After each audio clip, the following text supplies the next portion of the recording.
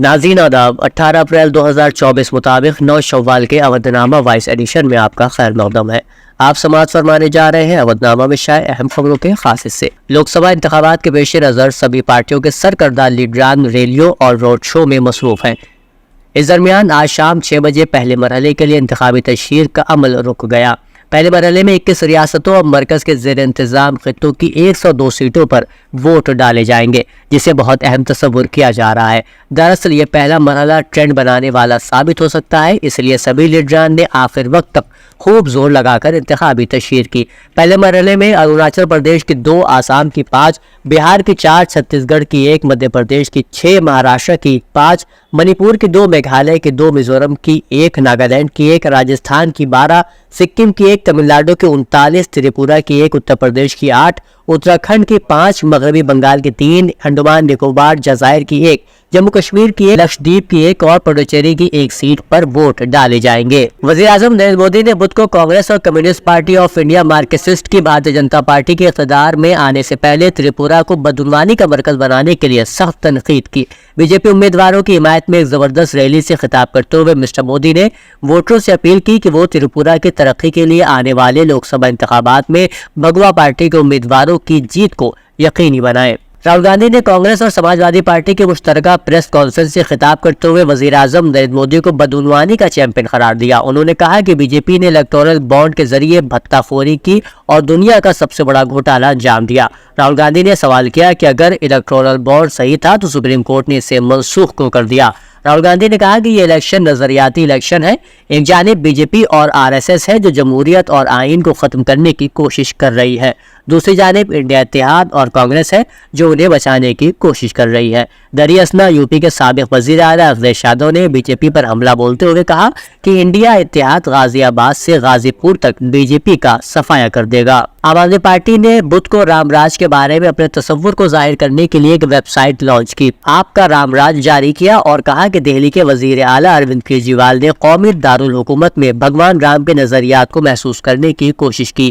راجیہ سبھا کے رکن سنجے سنگھ نے پریس کانفرنس میں کہا کہ یہ ویب سائٹ آپ کے رام راج کے تصور کو دکھانے کے ساتھ کیجریوال حکومت کے کاموں کے بارے میں بھی معلومات فراہم کرے گی۔ لوک سبھا انتخابات کے لیے پہلے مرحلے کی پولنگ سے 2 دن قبل ترنمول کانگریس نے دیدی کی قسم کے عنوان سے اپنا انتخابی منشور جاری کیا ہے۔ اس منشور میں ترنمول کانگریس نے شہریت ترمیمی ایکٹ قانون کو منسوخ، این آر سی اور جیکسن سول کوڈ کو نافذ نہیں کرنے کا وعدہ کیا ہے۔ ترنمول قیادت نے کہا ہے کہ اگر مرکز میں انڈیا اتحاد کی حکومت بنتی ہے تو ان وعدوں پر عمل کیا جائے گا۔ مولانا یعقوب عباس کی جانب سے سعودی حکومت کے خلاف جنت البقیع کے قبرستان مدینہ میں رسول اسلام کی اکلوتی بیٹی جناب فاطمہ زہرا سلام اللہ علیہا اور اماموں کے روضوں کو مسمار کیے جانے کے خلاف ایک بڑا احتجاج آج شہید اسمارک لکھنؤ میں منعقد ہوا، جس میں علماء، خطبہ، ذاکرین، ماتمی انجمنوں کے لوگوں اور قومی اداروں سے جڑے لوگوں کے علاوہ ہزاروں کی تعداد میں مومنین نے اس احتجاج میں شرکت کی۔ مولانا یعقوب عباس نے کہا کہ آج سے تقریباً 101 سال قبل سعودی عرب کے حکمران آل سعود نے جنت البقیع میں محمد صاحب کے خاندان والوں اور ان کی بیٹی کے روضوں کو منہدم کر دیا تھا۔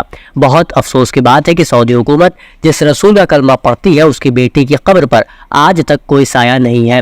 اطلاع کے مطابق آل انڈیا شیعہ پرسنل لاء بورڈ کے صدر مولانا سید صائب مہدی نے ہندوستان کے وزیر اعظم کو ایک خط لکھ کر اس معاملے میں دخل اندازی کرنے کی مانگ کی ہے۔ اتر پردیش میں لوک سبھا انتخابات کے تحت پہلے مرحلے میں ہونے والی 8 سیٹوں پر انتخابی مہم بدھ کو اختتام پذیر ہو گئی۔ پہلے مرحلے کے تحت 19 اپریل کو ووٹ ڈالے جائیں گے۔ چیف الیکشن افسر نے بتایا کہ 8 پارلیمانی حلقوں بشمول سہارنپور، کیرانا، مظفر نگر، بجنور، نگینا، مراد آباد، رامپور اور پیلی بھیت کے لیے 19 اپریل کو ووٹ ڈالے جائیں گے۔ کانگریس جنرل سیکریٹری پرینکا گاندھی واڈرا نے بی جے پی کو ہدف تنقید بناتے ہوئے بدھ کو کہا کہ آئین تبدیل کرنے کی بات کرنے والے حقیقت میں ریزرویشن ختم کرنا چاہتے ہیں۔ کانگریس امیدوار عمران مسعود کی حمایت میں پرینکا گاندھی واڈرا نے سہارنپور میں ایک روڈ شو کی قیادت کی۔ انہوں نے کہا کہ الیکشن عوامی مسائل پر ہونا چاہیے۔ مفسر قرآن اور معروف عالم دین مولانا خلیل الرحمان سجاد نعمانی نے کہا کہ لوک سبھا انتخابات کی شروعات 19 اپریل سے شروع ہو رہی ہے۔ یہ الیکشن عام انتخابات کی طرح نہیں بلکہ یہ ملک کے مستقبل کا فیصلہ کرنے والا ہے۔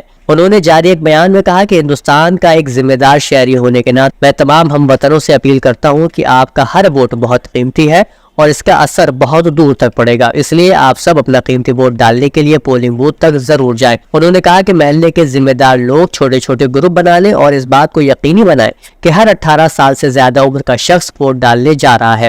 اس کے لیے ہر گھر میں جا کر ووٹنگ کے بارے میں بیداری پیدا کرنے کا بھی کام کریں۔ عام آدمی پارٹی نے انڈیا اتحاد کی حمایت کے لیے ایس پی امیدوار افضال انصاری کے لیے مہم چلانے کا فیصلہ کیا ہے۔ پارٹی کے ضلع صدر وویک رائے نے میڈیا کو یہ جانکاری دی۔ پارٹی کے فیصلے پر عمل کرتے ہوئے عام آدمی پارٹی کے ضلع صدر وویک رائے نے بھی اپنی پارٹی سے انڈیا الائنس کے امیدوار افضال انصاری کی حمایت کے معاملے پر نجی طور پر ملاقات کی۔ اودھ نامہ میں شائع جہنما خبروں کے مطابق واشنگٹن نے کہا ہے کہ وہ اسرائیل پر حملے کے تناظر میں ایران کے خلاف نئی پابندیوں کا اعلان کرے گا۔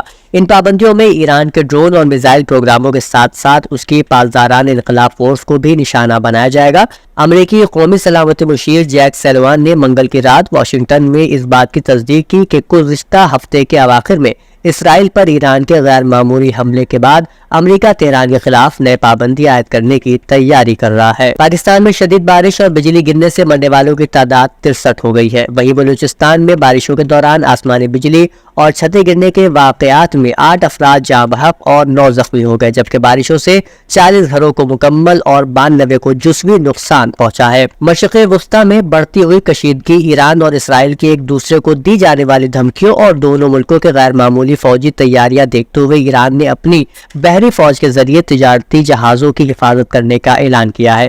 نیم سرکاری خبر رساں ایجنسی تسنیم نے بدھ کے روز امیر البحر شہرام ایرانی کا بیان نشر کیا ہے، جس میں ان کا کہنا تھا کہ حالیہ کشیدگی کی وجہ سے بحر احمر میں سفر کرنے والے تجارتی جہازوں کی حفاظت کے لیے ایرانی بحری فورس تعینات کی جائے گی۔ یونیورسٹی آف ساؤدرن کیلیفورنیا یعنی USC نے مشرق وسطی کے تازہ ترین تنازع کے بارے میں سیکیورٹی خدشات اور جذبات کا حوالہ دیتے ہوئے ایک مسلمان طالبہ کی جانب سے گریجویشن تقریب میں دی جانے والی تقریر کو منسوخ کر دیا، جنہوں نے کہا کہ انہیں فلسطین سے نفرت کے باعث خاموش کیا جا رہا ہے۔ اودھ نامہ میں شائع مضامین کو مکمل طور پر پڑھنے کے لیے اودھ نامہ کی ویب سائٹ www.awadhnama.com پر وزٹ کریں اور ای پیپر پر کلک کریں۔